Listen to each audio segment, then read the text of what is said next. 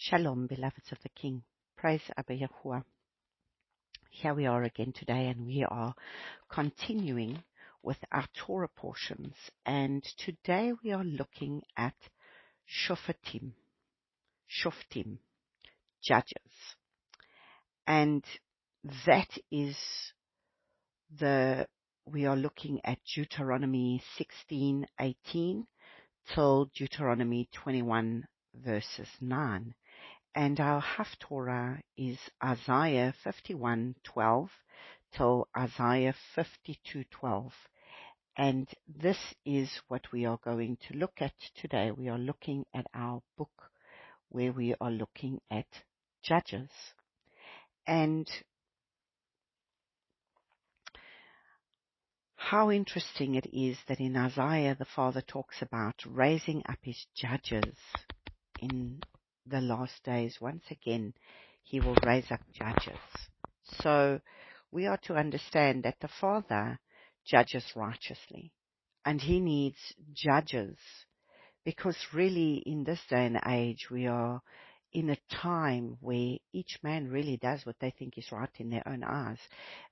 They don't really come back to the word, but Father's righteous judgment is according to his word, and Father will stand with his word.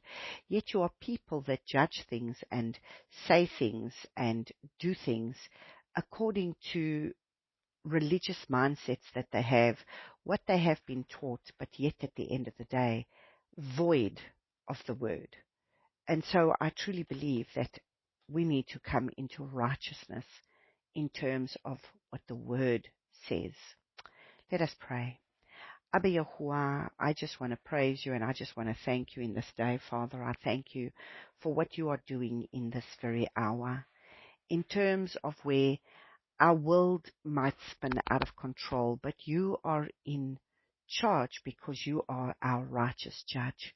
And you have given us Messiah Yahushua, and Messiah Yahushua has come, and he has given us the way that we are to walk. He said, I am the way, I am the truth, I am the life. No one comes to the Father except through him.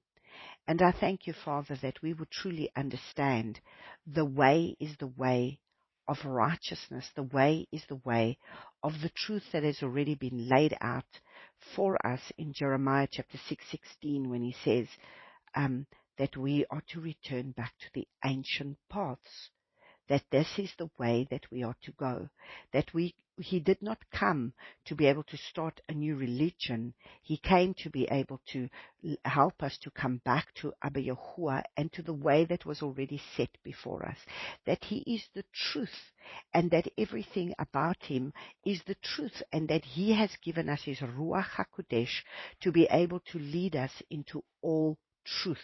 Because it's only the truth of the word that comes to set us free. And why are we bound in delusion? Why does the Father hand us over to a spirit of delusion? Because we will want to continue to be able to believe a lie and to be able to stay bound by the lie and deception.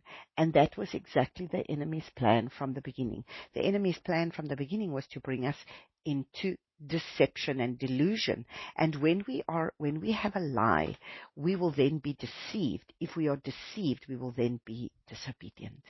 And so, Abba, my Father, I pray that you will come and teach us to be able to finally come into that place of the life, that we will understand that life is in you, life is in your word, life is in that place of the Holy of Holies where we commune with you, where you are the one that will be able to open up the mind of our understanding to be able to come back to the only truth that's going to give us life.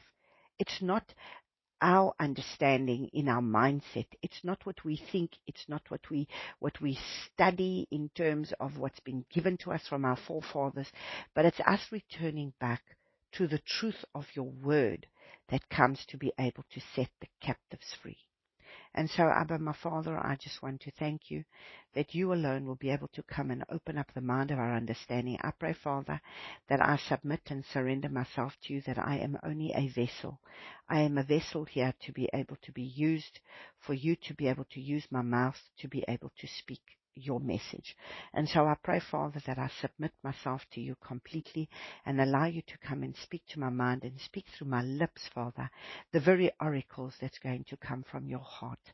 I praise and I thank you, Father, that you alone will be able to come, open up the mind of our understanding, to be able to have the revelation of the knowledge of the truth of your word. I praise and I thank you for this in Yahushua's name. Amen. So we are looking at judges, and when there is many judges, it's Shophetim, because the im makes it plural, makes it many, and when there is one judge, it is Shophat. And that word judge, if we read in Deuteronomy, we start in reading Deuteronomy 16, verses 18, appoint judges and officers within all your gates, which Yahuwah your Lord is giving you, according to your tribes, and they shall judge the people with righteous right ruling. So we need to understand that he was appointing judges in order to be able to come and judge the people in righteous right ruling. So, today we have judges in a court of law, but they judge according to what standard? Whatever the standard is that they have studied, whatever the standard is of the rules of the land. But if we were really to be able to return back to the one order, then there would be no confusion, because then we would all come under the truth of where it is that we need to be able to understand that there is only the truth of the word that is going to come and set us free. And this is what we need to be able to come back to. So what does the word judge mean? What is the word to judge?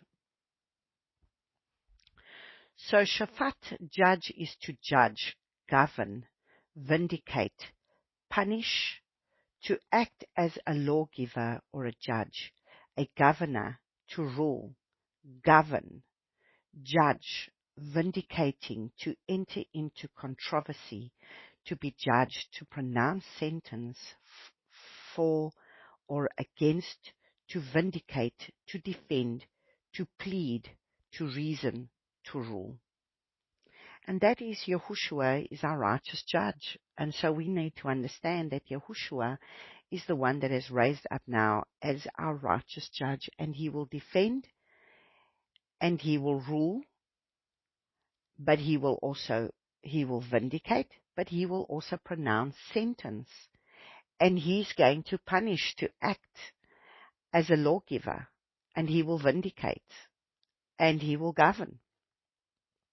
And this is everything that Abba Yahuwah is going to raise. He's raised up Yahushua as our judge. He is the one that is the judge, and he's the one that's going to judge us righteously. And so the same as these judges, they were to judge the people with righteous right ruling. So what does it mean to judge with righteous right ruling? So if we take righteous, H6664, Sadiq, justice, rightness, righteousness, righteous in government, righteousness as ethically right, justification, vindication, of covenant keeping in redemption. So understand, it's covenant keeping in redemption, to be just, to have a just cause, righteous in conduct and character, and to be just. So they are going to judge in righteous right ruling. So what is the right ruling? The right ruling is mishpat, the word mishpat, which is judgment, justice, ordinance, vindicate, to judge, to pronounce sentence, divine law. So if we take the word righteous in the renewed covenant, in the New Testament, in the renewed covenant, it means to be just, to be lawful, to be righteous in government, right in one's cause, righteous in character and in conduct, not being taken over by wickedness, justified and vindicated by Yahuwah, right, correct, and lawful, and it is Yah's covenant keeping. So at the end of the day, it's everything about keeping covenant. You see, this is what we have not understood. Our salvation was not just about salvation to be able to be saved from sin. Our salvation is about a vindication of bringing us back into covenant from where we were broken. The covenant was severed, and we needed to be restored back to covenant. And if we just had a mindset that it's about covenant, then we would understand that this is a relationship between a husband and a wife. A husband and a wife make covenant. Abba Yahuwah makes covenant with us, and we are supposed to return back to that covenant. That's why on Mount Sinai, in Exodus chapter 19, he said, if you will obey my covenant, then you will be. If he was giving them a set of rules, and he was saying to them that we obey rules not out of do's and don'ts. We obey rules because we love our Father, because of a love relationship. I mean, when you take a covenant and you take an oath, you see, this is why marriage is not taken serious, because we do marriage vows, but we don't understand that that is a covenant. Now, to be able to make a covenant with a person that says, for better, for worse, in sickness and in health, in good times and in bad, till death do us part, we make a covenant. And that covenant is saying that even though I go through these things, I'm going to be able to stick by you. But now marriage has become so flippant because the slightest little thing that I don't like in a marriage, and there's no sticking to the vow that has been made. And this is the thing that we do not understand. The Father wanted to enter into covenant with us. The Father wanted to be able to say, I want you to be able to be in covenant with me, because this is a love relationship. Now, I make covenant with a person when I stand at an altar to marry the person, because I am going to love the person. But you see, love is very misunderstood. And the love that we are to have is a love of where I'm going to lay down my life for you. That's why, in richer, in poorer, in sickness and in health, that no matter what happens, my love for you is going to stand. Because I'm not going to be moved by my emotions. I'm not going to be moved by my lustful, emotional state of mind. But I'm going to be able to be moved by my laying down my life for you. And this is the things that we have not been that's not been understood, and that we have not been able to understand. Now, what is very interesting is that the Father here is speaking to us in terms of the fact that he was going to choose judges in this time, in the time of Moses, in the time of when the judges were going to have to be there to be able to judge righteously and do right ruling. If you look and you see, do not distort right ruling. Do not show partiality, nor take a bribe, for a bribe blinds the eyes of the wise and twists the words of the righteous. But what do we see going on in the world right now? I mean, this is now, as we continue reading Deuteronomy 16, I've just read from verses 19. Verses 20 says, follow righteousness, alone, so that you live and inherit the land which Yahuwah your Lord is giving you. So what do we want to follow? What kind of rules do we want to follow? We have to follow what the Father has given us. Follow righteousness. Yahushua became our righteousness. So we are to follow his way. And it's interesting because we look prophetically, as we go prophetically to the days ahead, in when we're going to see the restoration of the true Israel, when the Father will restore us back to our land. And only those that are going to walk righteous before the Father will be restored, because, in order for them to inherit, so it says, follow righteousness alone, so that you live and inherit the land which Yahuwah your Lord is giving you. Do not plant for yourself any tree as an Asherah near the slaughter place of Yahuwah your Lord, that you make for yourselves, and do not set up a pillar which Yahuwah your Lord hates. And so, don't go and set up idols for yourself. But what is the idolatry that we see today? What is it that we see? What is it that we follow and chase after? Is our lives submitted and surrendered to Abba Yahuwah alone? But you see, in the restoration, when we return back to the land, and that's why I'm saying, who is going to be able to dwell in his set-apart city? Who is going to dwell in his land that he's going to set apart when Yeshua comes? Listen to what he says in Isaiah chapter 1 from verse 26. And I shall give back your judges as at the first.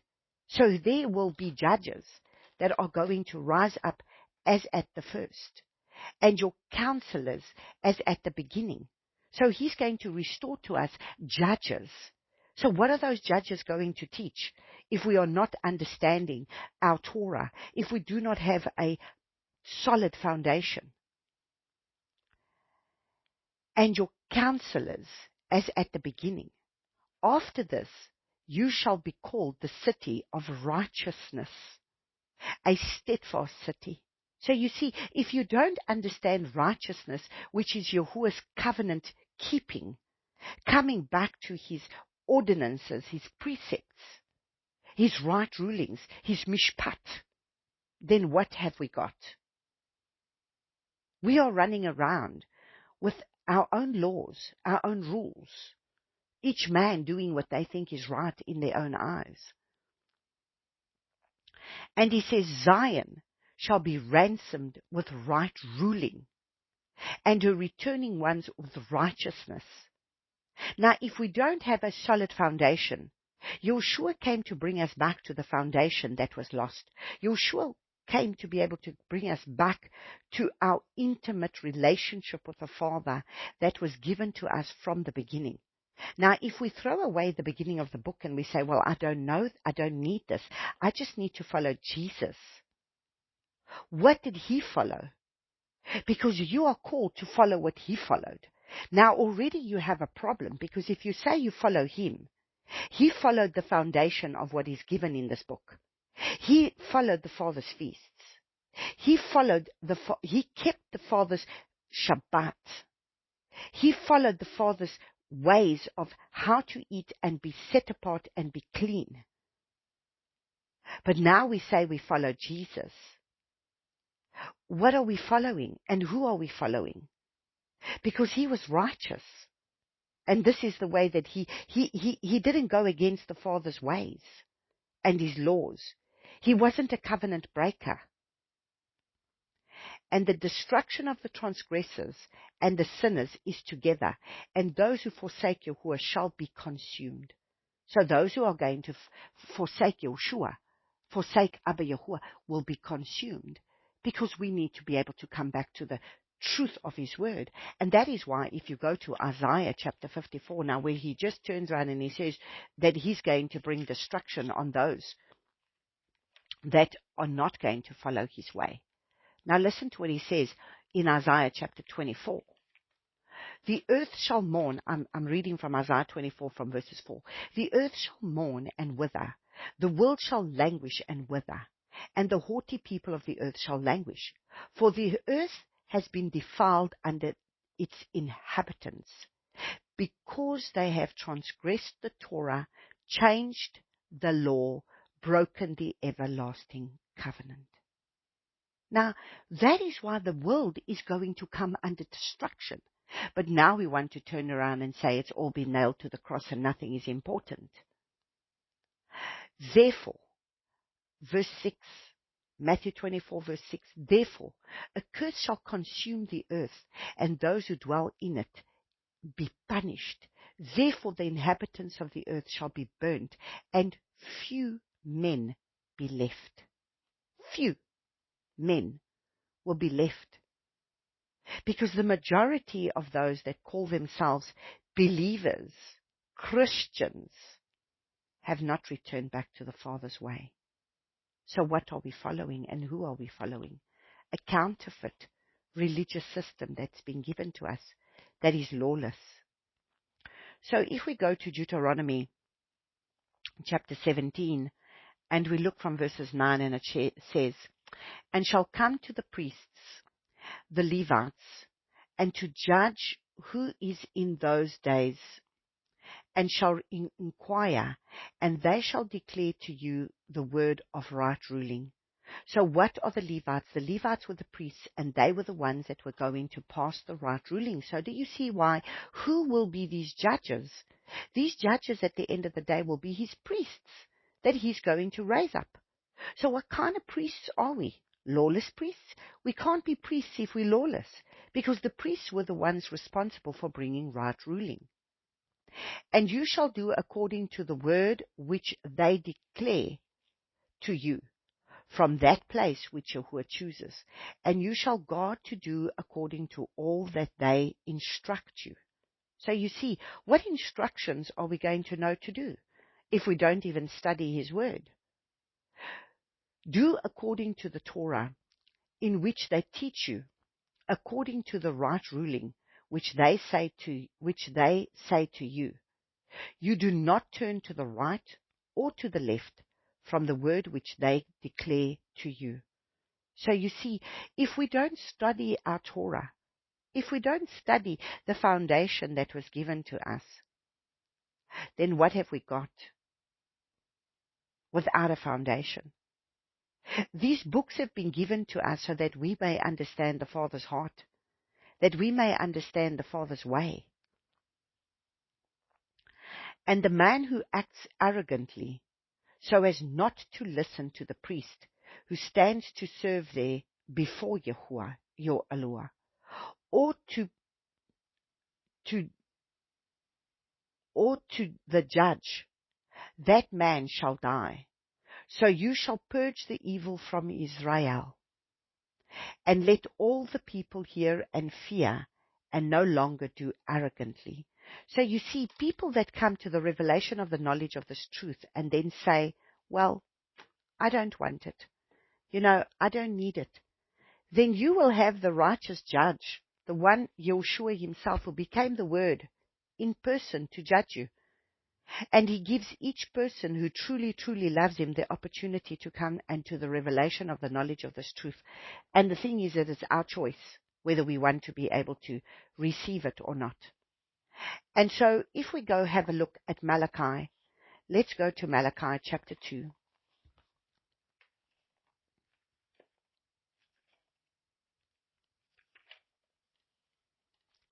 Malachi chapter 2, and we are going to read from verses 4 to 7. So in Malachi chapter 2, verses 4, it says, and you shall know that I have sent this command to you as being my covenant with Levi, said Yahuwah of hosts. My covenant with him was life and peace, and I gave them to him to fear. And he feared me and stood in awe of my name. So he made a covenant with Levi, his priests, that were supposed to be able to come and minister to him, and that he would give them his ways to teach the people. And he feared me and stood in awe of me, of my name. The Torah of truth was in his mouth. Now understand, they stood in awe of my name. So the priests will know his name. And we will see in this chapter, in this Haftorah, the Haftorah of today is going to be important for us to understand that those in the last days are going to know his name. And so they will stand in awe of the name, the Torah of truth. So you see, what truth do we have? Yeshua said, I have come to reveal the truth. He came to reveal the truth of his word, and he came to reveal the name. In John chapter 17 is what he said, the Torah of truth. What is in his mouth, and unrighteousness was not found on his lips. So you see, he speaks the truth. He's not going to speak unrighteousness. He's not going to 1 minute stand for this and the next minute stand for that. He's not in mixed seed. He knows exactly what he stands for, and he teaches the truth of the Father's word. He walked with me in peace and straightness, and turned many away from crookedness. Now listen. For the lips of a priest should guard knowledge, and they seek the Torah from his mouth, for he is the messenger of Yahuwah of hosts. So what messenger of Yahuwah are you if you are going to bring mixed seed? What messenger are you? How can you speak one thing, live another thing? How can you bring only the New Testament and not bring a foundational covenant? How is that possible? Truly, the Father is wanting to speak his own message here. Let's just go quickly to John chapter 17 so that we understand these scriptures in context, because he's speaking about the priest is going to be able to bring the people into the truth, and they seek truth from his lips. And in John chapter 17, this is exactly what Yeshua did. Listen to what he says, because the priest is going to stand in awe of the Father's name. And if we actually go to Malachi chapter 1 and we look at verse 11, from the rising of the sun even to its going down, my name is great among nations, and in every place incense is presented to my name, and clean offering, for my name is great among nations, said Yahuwah of hosts. So how are we offering incense to his name with our songs that is just Lord and God and Lord and God and Lord and God? Lord meaning Baal. And there's no name of Yahuwah. And then he says, but you are profaning me, in that you say, the table of Yahuwah is defiled, and its food is despicable. And you said, oh, what weariness, and you sneered at it, and Yahuwah of hosts, and you brought in plunder, and the lame and the sick, thus you have brought in the offering. Should I accept this from your hand, said Yahuwah? But cursed be the deceiver, who has a male in his flock, and makes a vow, but is slaughtering to Yahuwah what is blemished. For I am a great sovereign, said Yahuwah of hosts, and my name is feared among the nations. Do we fear his name among the nations? Do we understand the holiness of who he is?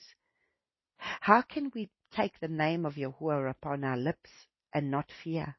And that is why the Father has removed the name from most people's lips, because they don't fear him, because his name is to be feared. And so that is why in Malachi chapter 2 it says, the Torah of truth was in his mouth. So what truth do we bring?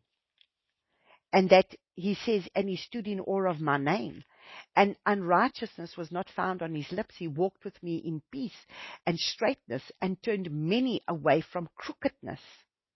So this is what we're called to do. So how do we turn people away from crookedness if we are not returning back to the truth? For the lips of a priest should guard knowledge, and they seek the Torah from his mouth, for he is the messenger of Yahuwah of hosts. So do you see, the Father is going to raise up a priest. He's raising up priests that do right ruling. And they will be able to teach the people to come back to the truth of the Father's way. And that is why in John chapter 17, verse 6, he says, I have revealed your name to the men whom you gave me out of the world. They were yours, and you gave them to me, and they have guarded your word. Now listen to what he says in verse 17. Set them apart in your truth. Your word is truth. As you sent me into the world, I sent them into the world as priests, you see. And for them I set myself apart, so that they too might be set apart in truth. So what truth are we setting ourselves apart in, if we don't return back to the truth of this word from Genesis to Revelation? But now we want to turn around and say, no, I just follow the New Testament. How absurd have we become? So we need to return back to the truth of the word, of the truth of the foundation that is there, that has been given to us from the beginning. This is why this is our foundational covenant. We cannot be void of it. So Deuteronomy chapter 17 from verses 15, and it says, you shall certainly set a sovereign over you, whom Yahuwah your Lord shall choose. Set a sovereign over you from among your brothers. You are not allowed to set a foreigner over you, who is not your brother. Only he is not to increase in horses for himself, nor cause the people to return to Mitzrayim to increase horses, for Yahuwah has said to you, do not return the way again. And he is not to increase wives for himself, lest his heart turn away, nor is he to greatly increase silver and gold for himself. So, a true leader of the Father, especially those that are called to be able to lead, this was for the kings. A king is not to increase riches for himself. It's not about building his kingdom. It's about building the Father's kingdom. So this is the rule for any leader, for leadership, for kingship. Our standard is his instruction. And we are not to acquire wealth so that we can build ourselves and our kingdoms. It's not about building my kingdom and having my wealth. Well, we see other people go and struggle. We need to be dedicated to live for Abba. A leader must be diligent. We must read the Torah and put it into practice. Whose teachings are we listening to that will become part of you? Because that which you listen to is going to become part of you. So if you listen to things that are just going to be void of the Torah, then I tell you, you will not return back to Torah. And this is why a lot of people are not returning back to Torah, because they listen to teachings that are going to be void of this. If it's error, it will corrupt you. And this is the reason for Solomon's falling. Why did Solomon fall? Because he was supposed to listen to what it says. Listen to what it says. That you are not to acquire much wealth for yourself. What did Solomon do? Solomon was all about the wealth. The Father blessed him financially. The Father blessed him with the wealth. He asked for wisdom. Father gave him wisdom. But at the same time, he acquired much wealth. And then he was not to acquire many wives. So what does it say? It says, and he is not to increase wives for himself, lest his heart turn away, nor is he to greatly increase silver and gold for himself. What made the downfall of the kingdom in the end? Because Solomon brought in a temple taxes. When his son, Rehoboam, started to increase the temple taxes was there to build the temple. Once the temple had been built, they were not to continue with temple taxes. But now Rehoboam became even more greedy than his father and started to increase the temple taxes. And then because of that, the split of the kingdom came, and Jeroboam took the 10 tribes and went up north. So where did the split come from? It came because of wealth. It came because of greediness. So when people are greedy with their wealth, what does it bring? It brings division. because it becomes about my kingdom, me, myself, and I. And it shall be when he sits on the throne of his reign. Now listen to where Solomon fell. Every king, it shall be when he sits on the throne of his reign, that he shall write for himself a copy of this Torah in a book, from the one before the priests and the Levites, and it shall be with him, and he shall read it all the days of his life, so that he learns to fear Yahuwah. So how is any king going to learn to fear Yahuwah if he doesn't meditate on the understanding of the fullness of Torah, of what is required of him and what is not required of him? So why do we not have the fear of Yahuwah? Because we have not returned back to the Torah, so that he learns to fear Yahuwah, his Elohah, and guard all the words of this Torah and his laws to do them, so that his heart is not lifted up above his brothers, so that he doesn't treat them badly because he elates himself as better than them because of his wealth,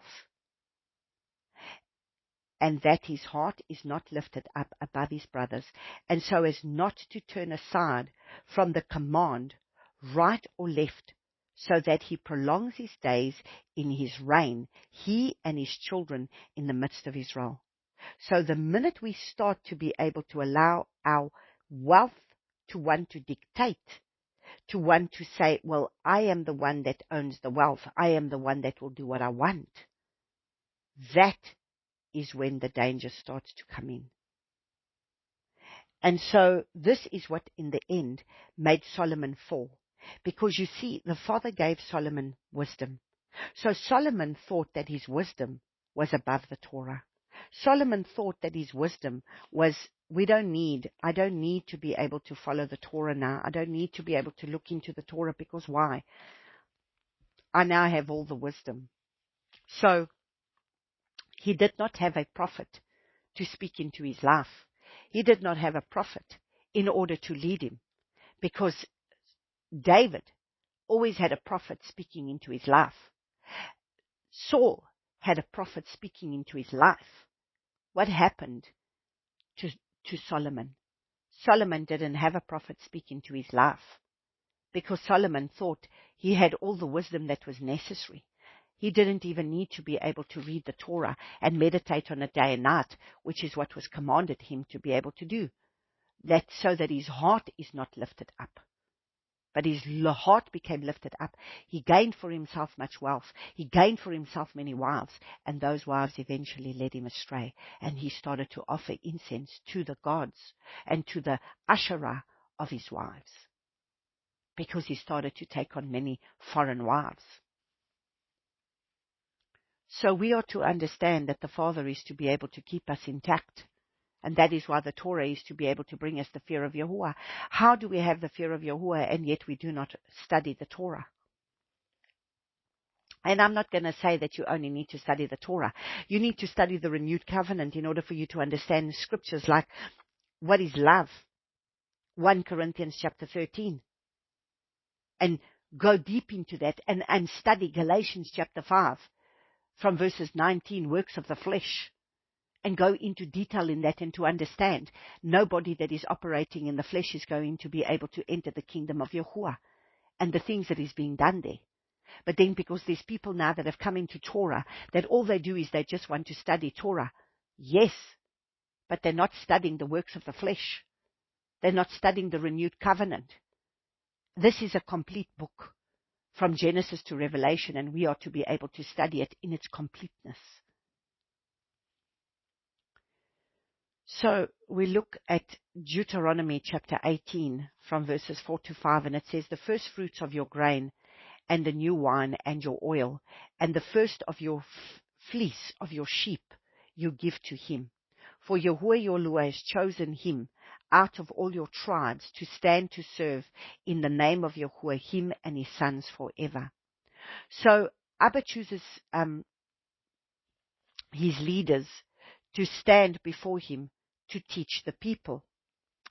But Abba is the one he's going to be able to raise up the priests and the Levites. All the tribes of Levi have no part nor inheritance with Israel. They are to eat the offerings of Yahuwah made by fire and his inheritance. But among the brothers Levi has no inheritance, and this is the priest's right from the people. So the priests were to live from that which was going to be given.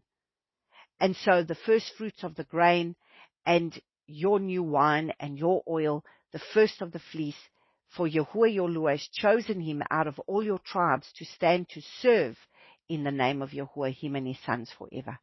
So the Father was the one who chose the Levites, who he wanted to choose. So he chooses the leaders to stand before him to teach the people. He chose the Levites as his first fruits offering in order to be able to serve the people. In Deuteronomy 8 verses 9 it says, when you come into the land which Yahuwah your Lord is giving you, do not learn to do according to the abominations of these nations. So we are not to turn to the ways of the world. And that is why we look. So it says, when you come into the land which Yahuwah your Lord is giving you, do not learn to do according to the abominations of those nations. So if we look and see in Deuteronomy 12 verses 30, let's just go to Deuteronomy 12 verses 30. And it says, guard yourself that you are not ensnared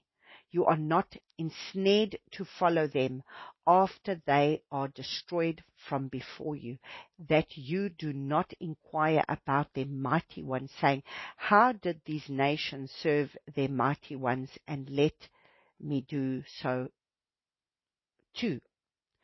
Do not do so to Yahuwah your Lord, for every abomination which Yahuwah hates they have done to their mighty ones, for they even burn their sons and their daughters in the fire to their mighty ones.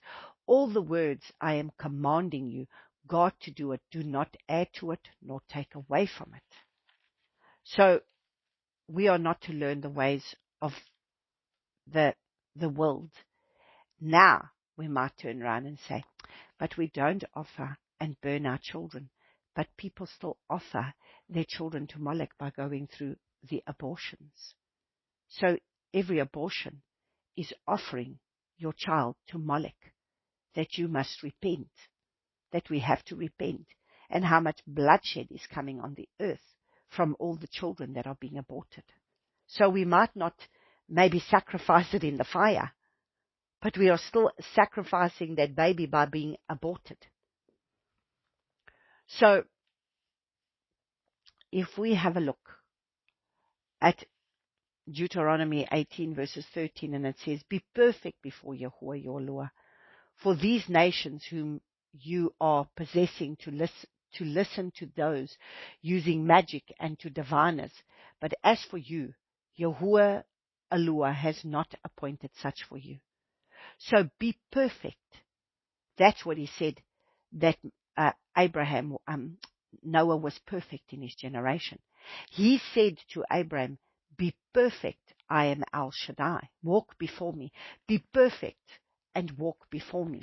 Let's just go have a look at this over here quickly. In Genesis chapter 17, it's just coming up to me now. That's what he said to that's the very word that he gave to Abraham. And it came to be that when Abraham was 99 years old, that Yahuwah appeared to Abraham and said to him, I am El Shaddai, walk before me and be perfect. So what is that word perfect? That word perfect is the word tamim, complete, whole, sound, wholesome, unimpaired, innocent, having integrity, what is complete and entirely in accordance with truth. So what is it to be perfect? To be perfect is not the fact that we are going to be without sin, because nobody is without sin. Praise the Father for the blood of Yeshua, that we may be able to come and repent of our sins. But once the fear of Yahuwah is there, we will more and more walk out the truth that we do not sin. And so it says, what is incomplete and entirely in accordance with truth and fact. So we need to come back to the truth of the word. Without blemish, sound, without spot, undefiled, upright, and whole. So that is what he means by being perfect. That we are to be able to come and be in entirely accordance to truth. And that is why was Noah perfect in his generation? Because he was following the way of the Father. And when the Father said to him, build the ark, he built the ark. When the Father said to Abraham, sacrifice your son, he sacrificed his son. He didn't sit there and reason in his mind now, should I, shouldn't I, will I, won't I, what am I going to do? Oh, I'm going to follow this part of the Bible, but I don't want to follow that part of the Bible. I'm going to keep this, but I don't want to keep that. You know, what are we doing? We are to be obedient servants. We cannot turn around and say, well, you know, the whole front of this Bible is not important. I don't need to keep it. Why did he sit and spend all this time? This he breathed out of his mouth. And he wrote his commands on a tablet. And now he's given us his Ruach to breathe it into us. But we are so rebellious that we will not want to conform. We are so rebellious that we will not want to be able to bow our knee. So from verses 15, he turns around and he says, Yahuwah your Elohim shall raise up for you a prophet like me from your midst, from your brothers. Listen to him. According to all you ask of Yahuwah your Elohim in Horeb, in the day of your assembly, saying, let me not hear again the voice of Yahuwah my Elohim, nor let me see this great fire any more, lest I die. That's the decision that they made. But now he's going to give us a prophet that they're going to listen to. And Yahuwah said to me, what they have spoken is good. I shall raise up for them a prophet like you out of the midst of their brothers, and I shall put my words in his mouth, and he shall speak to them all that I command him. And it shall be that the man who does not listen to my words, which he speaks in my name, I require that of him. So you see, why is Yeshua going to speak a different message to what Moshe did? Yeshua was the living Torah made flesh. So why is he going to be able to bring us against the Torah of Moshe? When he says, I am now going to raise up a prophet who's going to speak these words to them. And I gave you to them. They did not listen. They said, it's too loud. We don't want to listen. Now he's going to give us his son. So if we are going to be able to look at Acts chapter 3, this is exactly what we see in Acts chapter 3. Let's go to the book of Acts.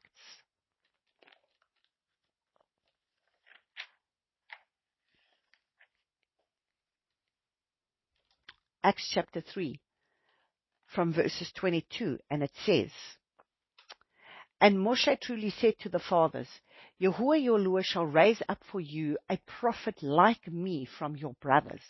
Him you shall hear according to all the matters, whatever he says to you. And it shall be that every being who does not hear that prophet shall be utterly destroyed from among the people. And likewise, all the prophets who have spoken from Samuel, those following, have also announced these days. You are sons of the prophets, of the covenant which Yahuwah made with our father, saying to Abraham, and in your seed all the nations of the earth shall be blessed, because they're keeping covenant, not because they are just the seed of Abraham and the seed that's coming because they are rebellious. To you first, Elohim, having raised up his servant Yahushua. So now they don't even listen to Yahushua. So how are they going to be his seed? Sent him to bless you in turning away each one from you from your wicked ways. So without Yahushua, we are not going to turn away from our wicked ways. And that is why now, whoever does not listen to that prophet is going to cut themselves off. That's what we need to understand. So we have to understand that Yahushua is the ultimate prophet that came. Now we want to say that these are, his chosen people, his people whom he has chosen. Those are the ones now that follow the Lamb. Those are the ones that now we need to understand. We cannot sit and put our own truth into the scriptures. We need to read the scriptures in its entirety. If they do not listen to that prophet, they will be cut off. Because he's already spoken it to Moses. He's already told Moses that this is what is that is going to come. So if we look at Deuteronomy chapter 18, and it says from verse 20, "But the prophet who presumes to speak a word in my name, which I have not commanded him to speak, or who speaks in the name of other mighty ones, even that prophet shall die. And when you say in your heart, how do we know the words which Yahuwah has not spoken? When the prophet speaks in the name of Yahuwah, and the word is not, or comes not, that is the word which Yahuwah has not spoken. The prophet has spoken in presumptuously. Do not be afraid of him."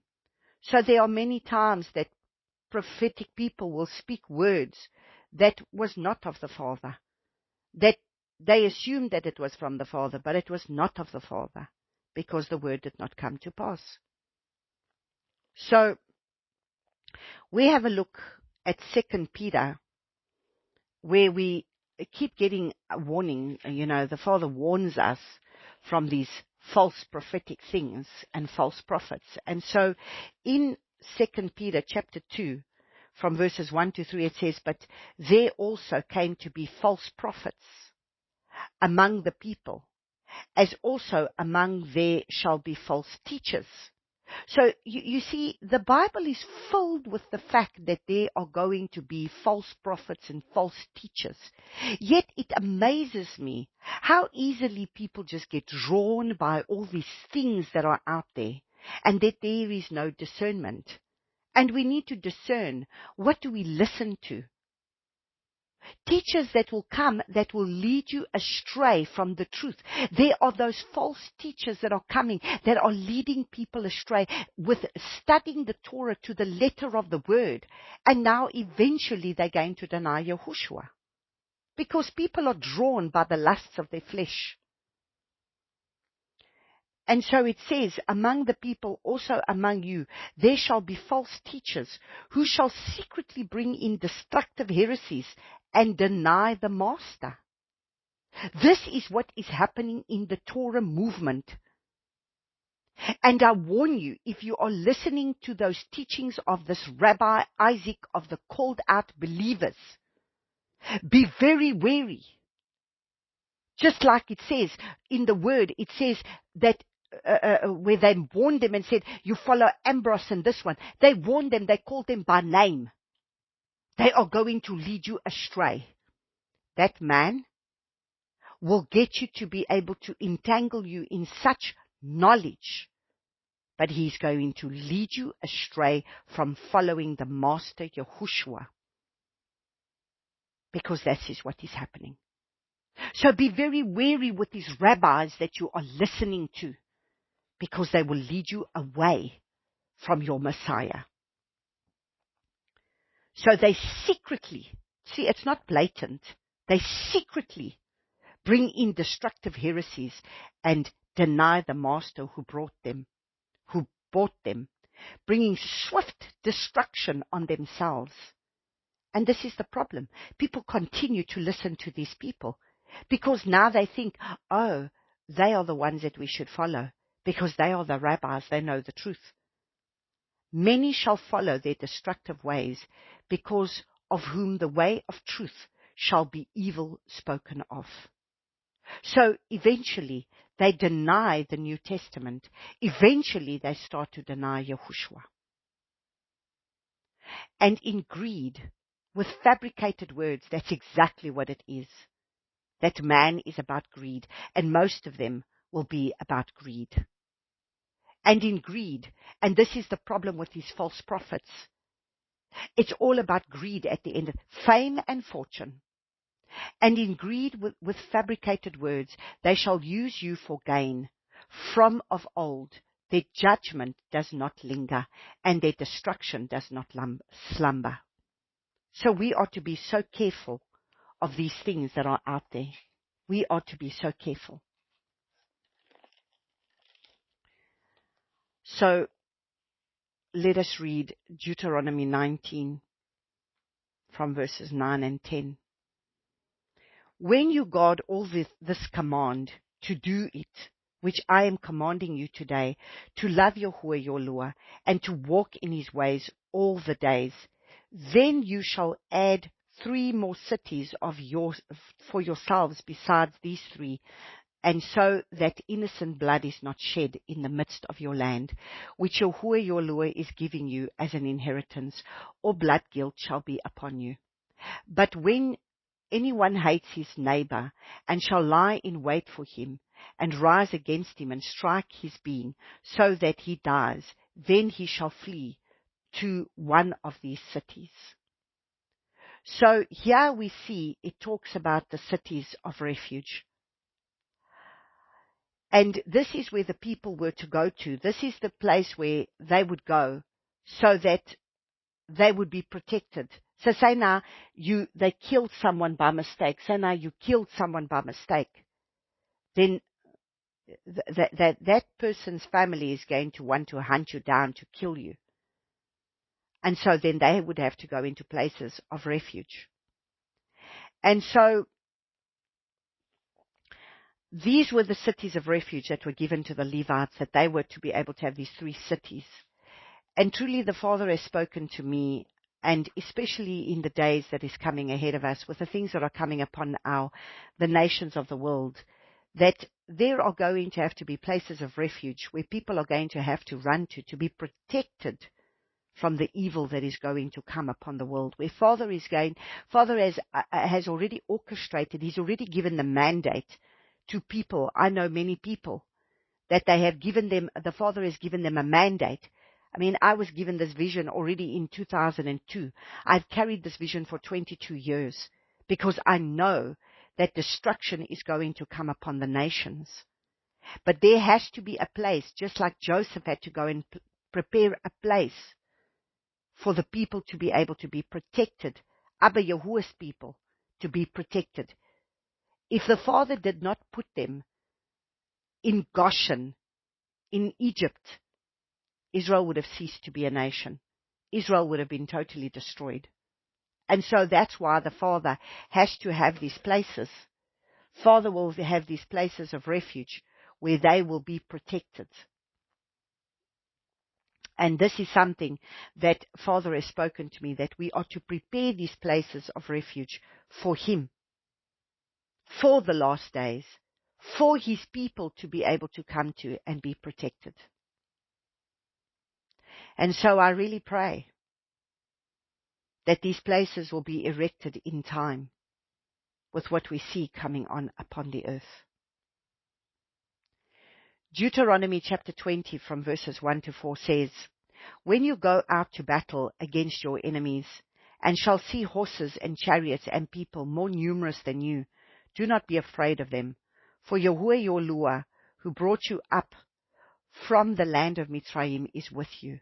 And it shall be when you draw near to the battle, that the priest shall come and speak to the people, and shall say to them, hear, O Israel, you are drawing near today to battle with your enemy. Do not let your heart faint. Do not fear or tremble or be afraid before them. For Yahuwah your Lord is He who goes with you to fight for you against your enemies to save you. So, the Father is the one who's going to go before us. This is a word for now. This is a prophetic word that we are to understand. Do not be afraid when you see the calamity of that which is going to come upon you. Do not let your heart faint. Do not fear or tremble or be afraid before them. We are not to be afraid because the Father is the one who's going to protect us. The Father is the one who's going to be able to put us in the cleft of his rock and to protect us.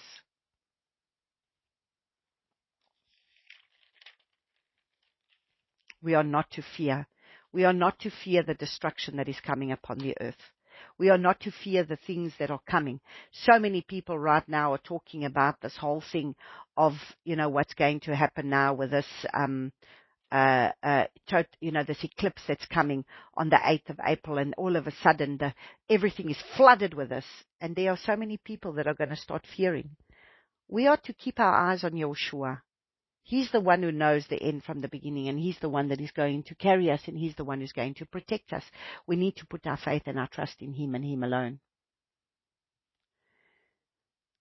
Deuteronomy 21 verses 5 to 9. And it says,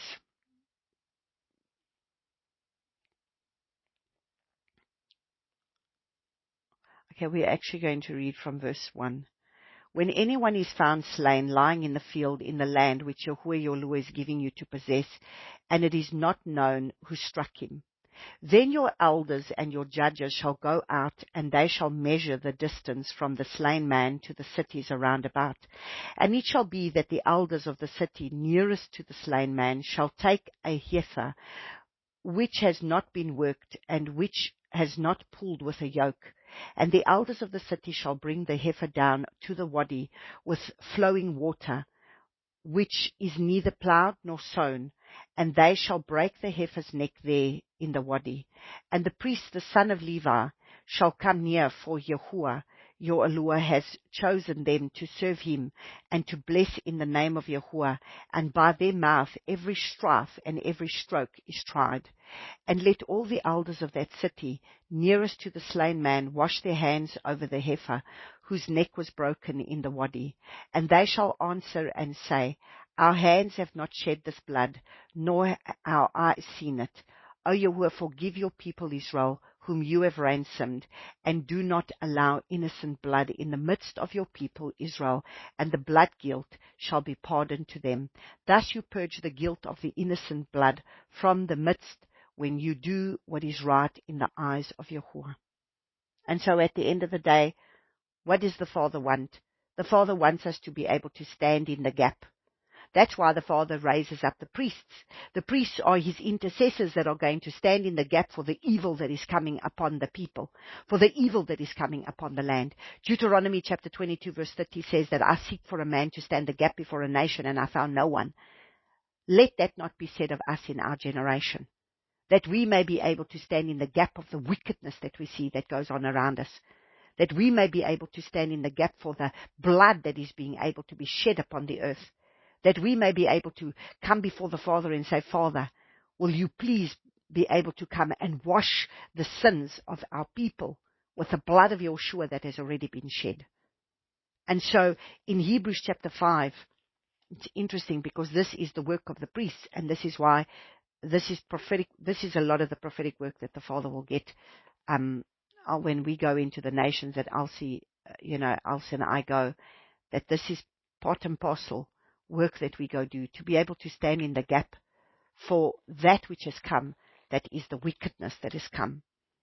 So in Hebrews chapter 5 from verses 1, it says, for every priest taken from among men is appointed on behalf of men in matters relating to Eloah, to offer both gifts and offerings for sins, being able to have a measure of feeling for those not knowing and being led astray, since he himself is also surrounded by weaknesses.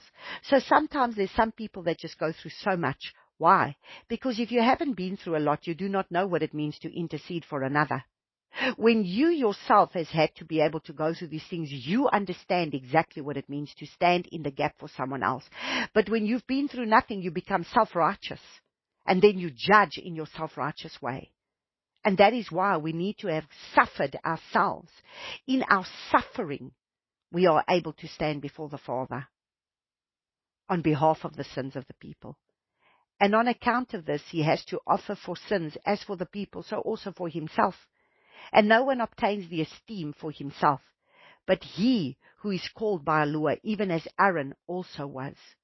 So also the Messiah did not extol himself to become high priest, but it was he who said to him, "You are my son, today I have brought you forth." As he also says in another place, "You are a priest forever according to the order of Melchizedek," who in the days of his flesh, when he had offered up prayers and petitions with strong crying and tears to him who was able to save him from death, and was heard because of his reverent fear. Though being a son, listen carefully, but now we don't want to suffer anything. Though being a son, he learned obedience by what he suffered. So where do we think we are void of suffering? Though being a son, he learned obedience by what he suffered. And having been perfected, he became the causer of everlasting deliverance to all those obeying him. So what makes us think that we are going to be void of suffering? Why? Because by that which we've suffered, we learn obedience. By that which we suffered, we learn to be able to minister to others. Because listen to what he says. And having been perfected. So we get perfected by what we suffer and by what we go through, by our trials and our tests that we overcome. Then we become the causer. As he has become the causer of our everlasting deliverance, we become the causer for deliverance for others because we have learned to obey him.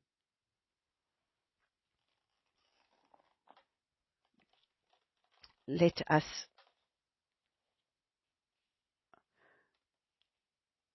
read our Haftorah.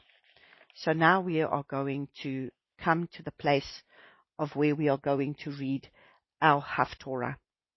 And what I'm going to do is the Haftorah, I'm just going to separate onto another teaching so that this doesn't become too long, because I find that people, if they are going to, if it really goes over the hour, people don't really want to listen. So I will do the next recording of the Haftorah in another teaching.